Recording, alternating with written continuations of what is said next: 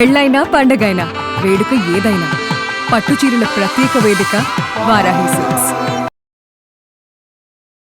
Suman TV ప్రేక్షకులకు నమస్కారం. ప్రస్తుతం మనతో పాటు ఉన్నారు ప్రముఖ ఆధ్యాత్మికవేత్త మరియు జ్యోతిష్య పండితులు బ్రహ్మశ్రీ డాక్టర్ గుండపూడి శివ సుధీర్ శర్మ గురువు గారు. మరి శని వక్రగతి జూలై 27 నుంచి అంటున్నారు కదా, గురువు గారి మాటల్లో విందాం. గురువు గారు నమస్కారం. గురుగారు శ్రీమాత్రే నమః. శ్రీ గురుభ్యో నమః. గురువు గారు, శని వక్రగతి జనరల్గా శని మన వెంట పడుతున్నాడని భయపడుతూ శని తిట్టుకుంటూ ఉన్న వాళ్ళు కూడా ఉంటుంటా, ఊరికే ఇలా కష్టాలు పెడుతున్నాడు. మరి శని వక్రగతి, తిరోగమనం, రిట్రోగ్రేడ్ అంటున్నారు. అంటే దానివల్ల అన్ని మిశ్రమ ఫలితాలే ఉంటాయా, శుభ ఉంటాయా, మంచి ఫలితాలే ఉంటాయా, కష్టాలు కూడా ఉంటాయా? ఏ రాశి వారికి అంటే ద్వాదశ రాశుల వారికి ఎలా ఉండబోతుంది తెలియజేస్తారా గురుగారు? మంచిది నాన్న. శని అంటే చాలా మంది కూడాను చెడు మాత్రం ఇచ్చేవాడు అనుకుంటారు. మన జీవితంలో ఉన్న చెడుని కరగ తీసేటువంటి వాడు శని. కరగ తీస్తారా గురుగారు? అంటే ఉన్న చెడుని తీసేస్తారు.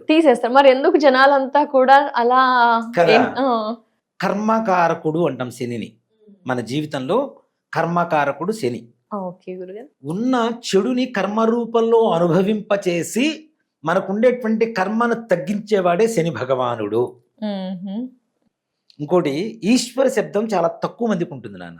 ఈశ్వరుడు, గణేశ్వరుడు, కపీశ్వరుడు, యజ్ఞేశ్వరుడు, శనీశ్వరుడు.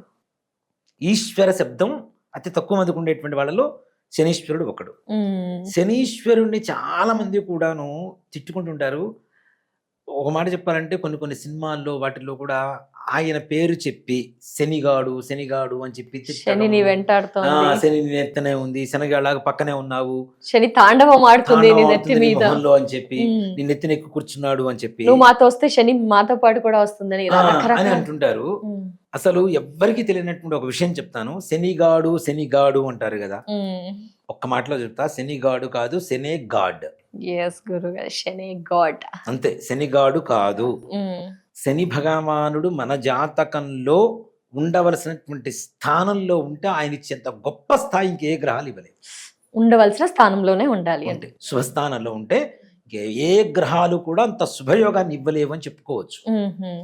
ఇక్కడ కష్టాలు అనుభవిస్తున్నామంటే నేను ఒక్క మాట చెప్తానన్నా, తప్పకుండా మన పూర్వజన్మ సుకృతం అనేటువంటిది మన గ్రహస్థితి ఆధారపడి ఉంటుంది కొంతవరకు. ఈ జన్మలో మనం పూర్వజన్మలో చేసినటువంటి పాపాలు పుణ్యాలు ఇవన్నీ కూడాను వచ్చే జన్మలో గ్రహస్థితి రూపంలో మన జాతకంలో ఏర్పడుతుంటాయి గ్రహాలు. వీటిల్లో పూర్వజన్మలో మనం కొంత పాపం చేసాం, కొంత పుణ్యం చేసాం అనుకుందాం.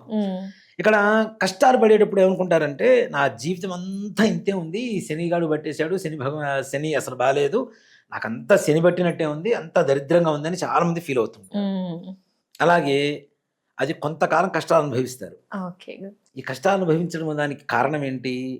పూర్వజన్మ చేసినటువంటి పాపాన్ని కడిగేయటం మొత్తం, దాంతో కష్టం అయిపోయింది. మరి పుణ్య ఫలితం తర్వాత వచ్చేటువంటి ఫలితం అంతా పుణ్య ఫలితమేగా. పూర్వజన్మలో చేసిన పుణ్యం ఏదైతే ఉందో ఆ తర్వాత ఈ కష్టం తర్వాత వచ్చేటువంటి దాన్ని ఏమంటాం మనం? సుఖం అంటాం. ఈ సుఖం ఏంటి? పూర్వజన్మలో చేసినటువంటి పుణ్యం. కొంతమంది పుట్టుకతో యోగంలో పుడతారు, మధ్యలో దారిద్ర్యం అనుభవిస్తారు. కొంతమంది పుట్టడం దారిద్ర్యంలో పుడతారు, అనుభవించడం మిడిల్లోకి వెళ్ళిన తర్వాత కష్టాలు సుఖాలు, కొందరికి పెళ్లి తర్వాత అలా. అవునా? అందుకనే అబ్దుల్ కలాం గారి మాట నాకు చాలా బాగా నచ్చుతుంది. పుట్టడం బీదవాడిగా పుట్టడం నీ తప్పు కాదు, బీదవాడిగా చనిపోతే నీ తప్పు అని చెప్తారు. చాలా గొప్ప మాట. అవునా? దీనికి ఇలాంటి వాటికి కారకమైనటువంటి శని భగవాను ఎప్పుడు దూషించరాదు. ఇంకొక మాట కూడా, గ్రహాలు ఎప్పుడు మనకంటే బలమైనటువంటివి, మనమే బలహీనులం.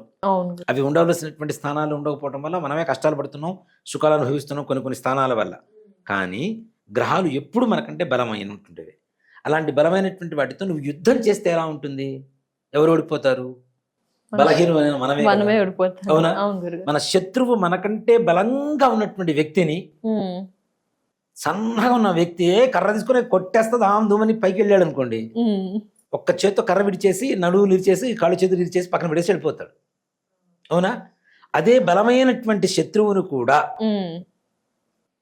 పొగిడి రిక్వెస్ట్ చేసి కూర్చోబెట్టి మంచినీళ్ళు ఇచ్చి కొద్ది కాఫీ ఇచ్చి టిఫిన్ పెట్టి పంపిస్తే ఏమంటాడు, కొట్టడానికి వచ్చిన వాడు ఏం చేస్తాడు, పోరా దరిద్రుడు, నీ ఇష్టం. ఎస్ గురుగారు, అవును. అవునా? ఎస్ గురు. అలాంటి శని భగవాన్ని ప్రసన్నం చేసుకునేటువంటి పనిలో ఉండాలి. కానీ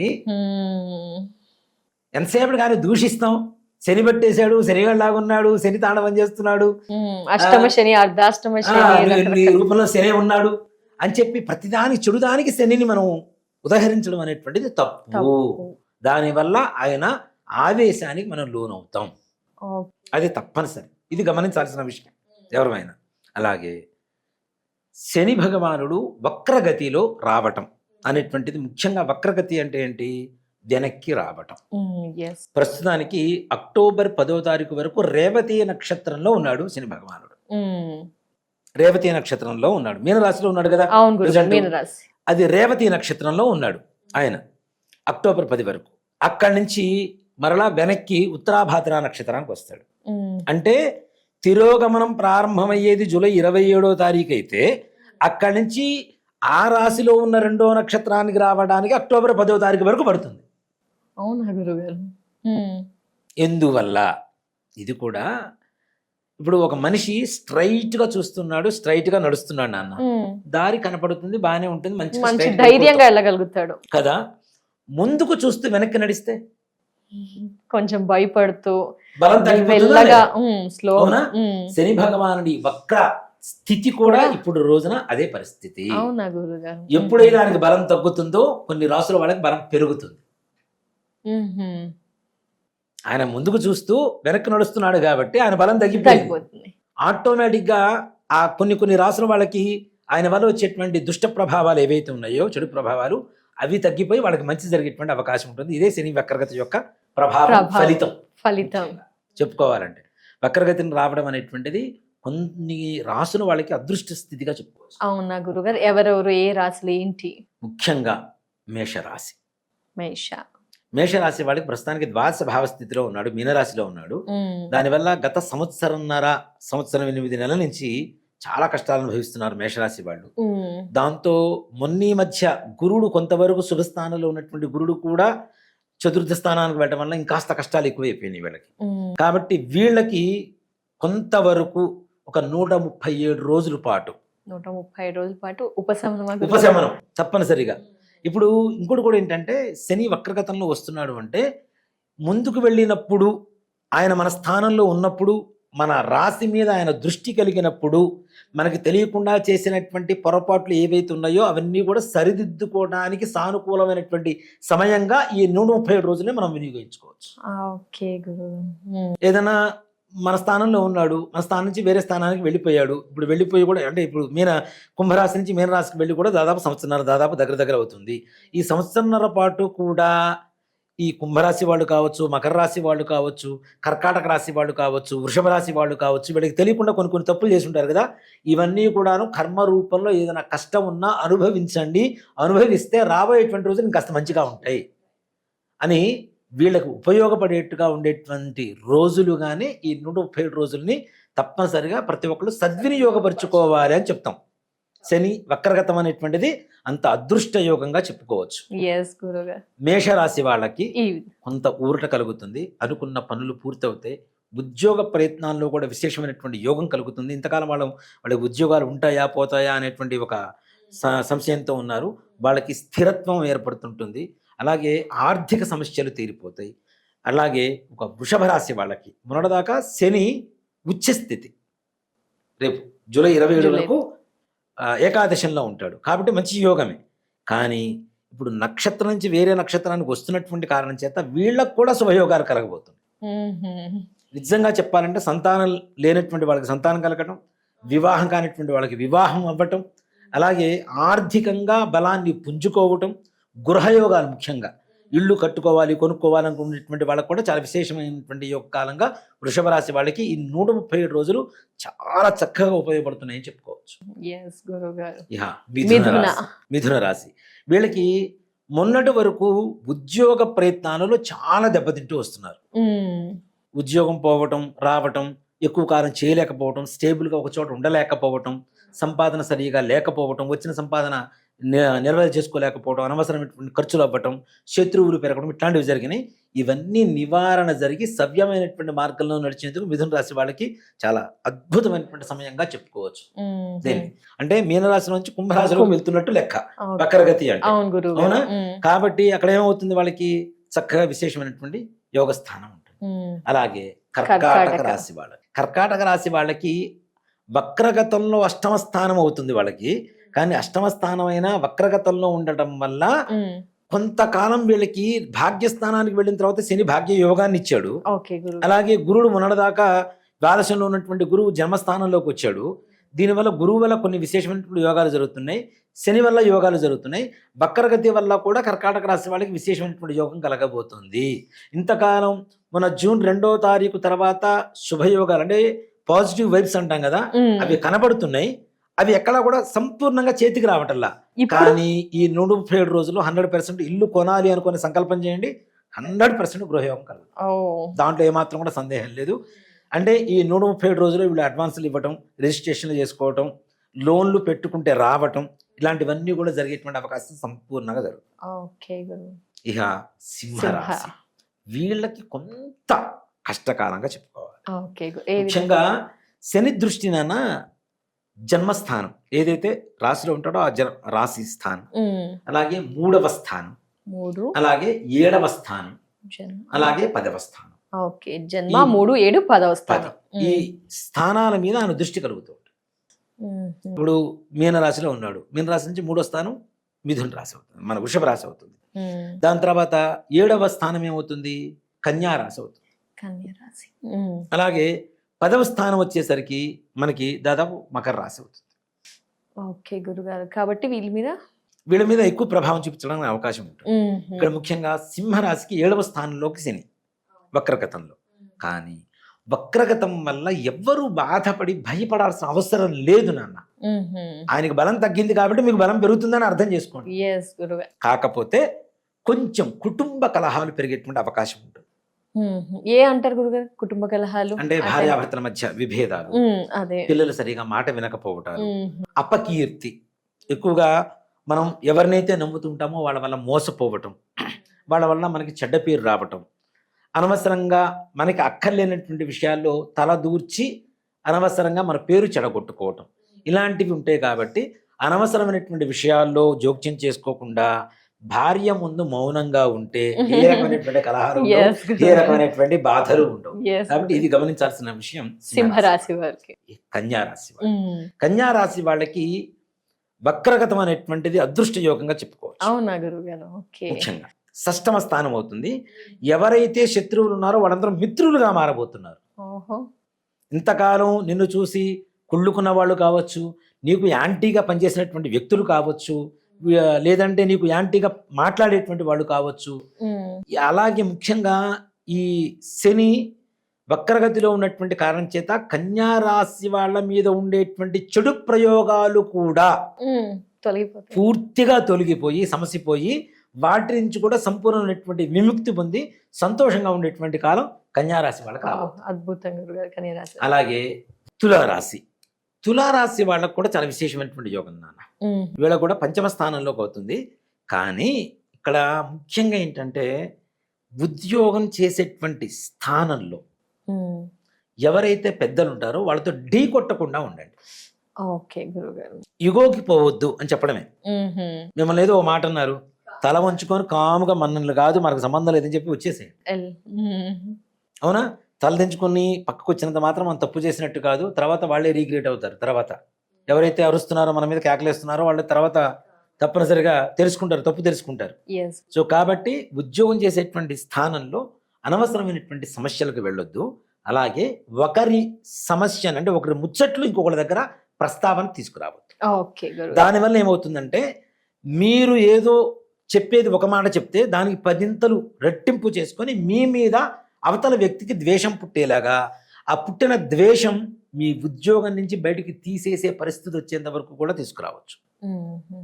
కాబట్టి అనవసరమైనటువంటి విషయాల్లో జోక్యం చేసుకోకుండా మీ పని మీరు చూసుకుంటూ, ఒకవేళ మీకంటే ఉన్నత స్థానం ఉన్నటువంటి మీ బాసు ఒకవేళ ఏదన్నా మీతో గొడవపడ్డా కొంచెం సామరస్యంగా సమాధానం చెబుతూ ప్రశాంతంగా ఉండగలిగితే వాళ్ళకు కూడా దివ్యమైనటువంటి యోగం కలుగుతుంది. తప్ప. వృశ్చిక రాశి వారి విషయానికి వస్తే వీళ్ళు నిజంగా నాన్న ఈ సమయంలో సంకల్పం చేయాలే కానీ వీళ్ళకి వివాహం ఎన్నో సంవత్సరాల నుంచి మా పిల్లలకి సంబంధాలు చూస్తున్నాం, చేసుకోవటం లేదు, పెళ్ళిళ్ళు కావటం లేదు అని బాధపడుతుంటారు కదా. ఈ 137 రోజులు ప్రయత్నం చేయండి, 100% వివాహ యోగం జరిగి తీరుతుంది. ఏ రకమైనటువంటి సమస్య లేదు వీళ్ళకి, చాలా బాగుండబోతుంది, దాంట్లో ఏమాత్రం కూడా సంశయం లేదు.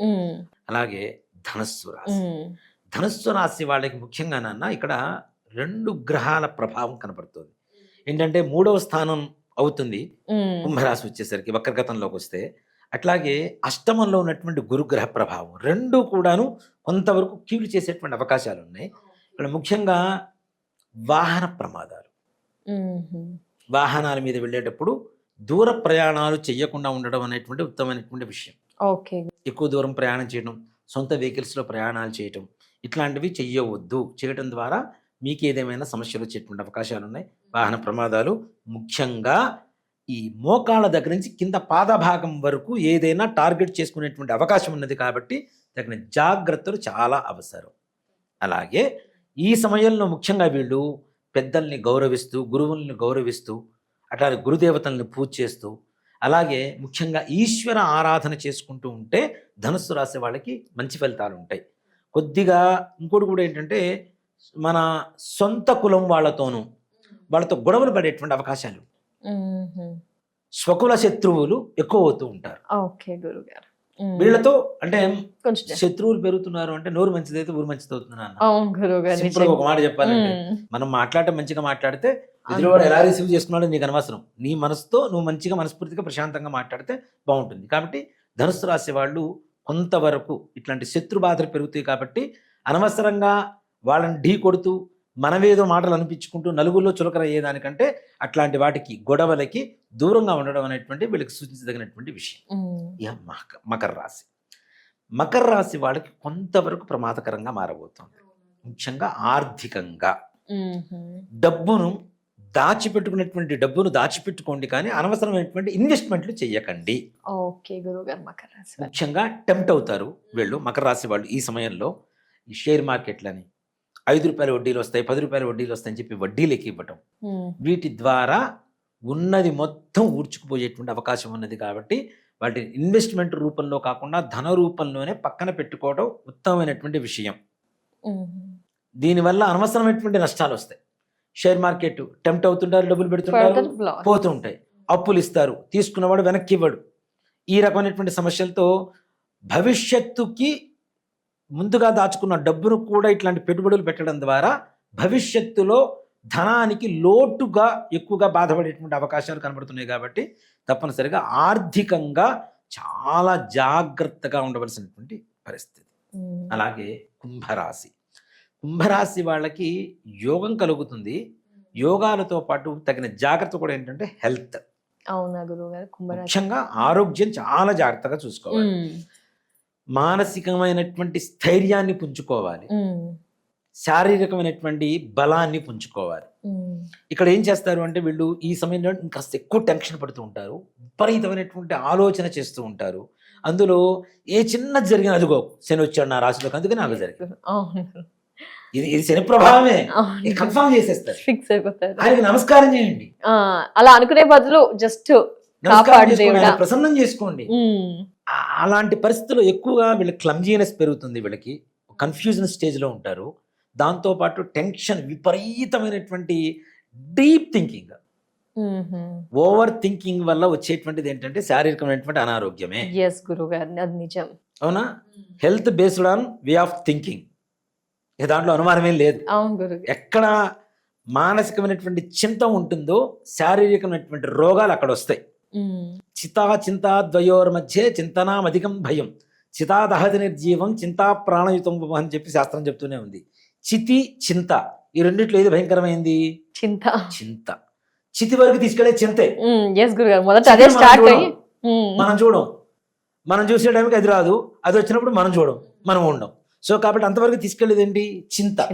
చితి చచ్చిన తర్వాత తగలబెడితే చింత బ్రతకుడంగానే తగలబెడుతుంది. చితా దహతి నిర్జీవం, నిర్జీవంగా ఉన్న దాన్ని తగలబెట్టేది చితి. చింతా ప్రాణయుతం వపుహు, చింత ప్రాణం ఉండగానే తగలబెడుతుంటాయి మనిషిని.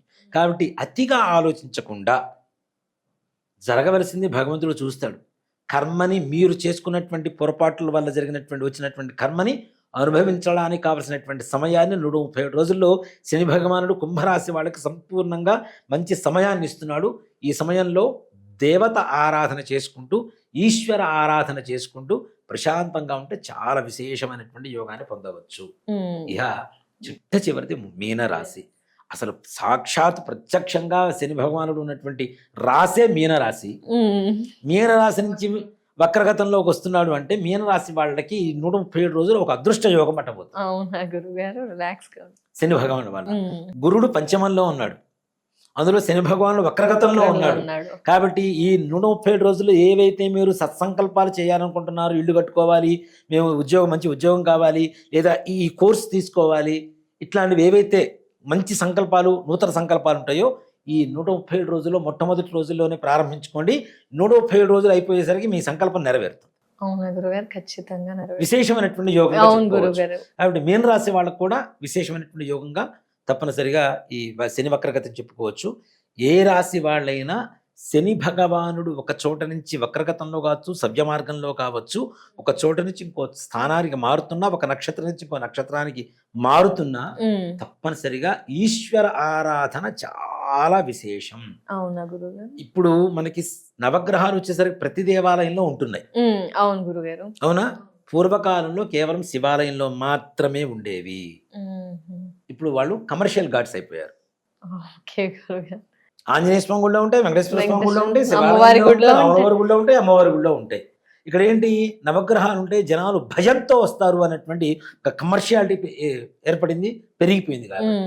కానీ పూర్వకాలంలో కేవలం శివాలయంలో మాత్రమే. దేనికంటే శివుడి ఆధీనంలో నవగ్రహాలు మొత్తం ఉంటాయి కాబట్టి. ఓకే, కాబట్టి ఆ శివునికి ఆరాధన, శివుడి ఆరాధన ప్రతి నిత్యం ఈ 137 రోజుల పాటు ఎవరైతే శివాలయానికి సాయంకాల సమయం ప్రదోషకాలంలో వెళ్ళి ఎవరైతే చండీశ్వర ప్రదక్షిణ చేస్తారో, చండీశ్వర ప్రదక్షిణ అంటే అందరికి సర్వసాధారణంగా అందరికీ తెలుసు. ధ్వజస్తంభం దగ్గర నుంచి మనకి పానవట్టం వరకు ఏదైతే మనకి స్వామివారి అభిషేకం చేసి నీళ్లు బయటకు వస్తుంటాయో సోమసూత్రం, అంతవరకు వచ్చి మరలా తిరిగి ధ్వజస్తంభం వరకు వస్తే ఒక ప్రదక్షిణం అవుతుంది. అలాంటి ప్రదక్షిణాలు రోజుకు ఒక 3 ప్రదక్షిణాలు చేసి ఒక 2-3 బిల్వదళాలు శివుడికి సమర్పిస్తారో ఈ శని వక్రగతి వల్ల కలుగుతున్నటువంటి నష్టాలు పోయి లాభాలు చేకూర్చుకోవడానికి సవ్యమైనటువంటి ఒక మంచి పరిహారంగా చెప్పుకోవచ్చు. శనికి అవసరం లేదా గురుగారు? ఏ విధంగాను శనికి ఈశ్వరుడికి చేస్తే శనికి చేసినట్టేనా? ఇక్కడ చాలా మంది కూడా ఏం చేస్తామంటే మనం, అందుకనే శనీశ్వర శబ్దం కూడా అదే అన్న. శనికి అధిష్టాన దేవత ఎవరు అంటే ఈశ్వరుడు కదా. అలాగే లేదు మాకు శివాలయం లేదని అమ్మవారి గుడిలో నవగ్రహాలు ఉన్నాయి, చక్కగా నవగ్రహాలకు రోజు ప్రదక్షిణాలు చేయండి. 27 ప్రదక్షిణాలు చేయండి. నవగ్రహాలకి 27, మనకి జన్మ నక్షత్రాలు 27, 108లో 1/4 27, నక్షత్రాల సంఖ్య 27, గ్రహాలు 9, ప్రతి గ్రహానికి అధిదేవత ప్రత్యధి దేవతలను 2 ఉంటారు. అలా 9 3 27. 27 సంఖ్యకి చాలా ప్రధానమైనటువంటి, అందులో నవగ్రహాలకి 27 తప్పనిసరిగా నాన్న.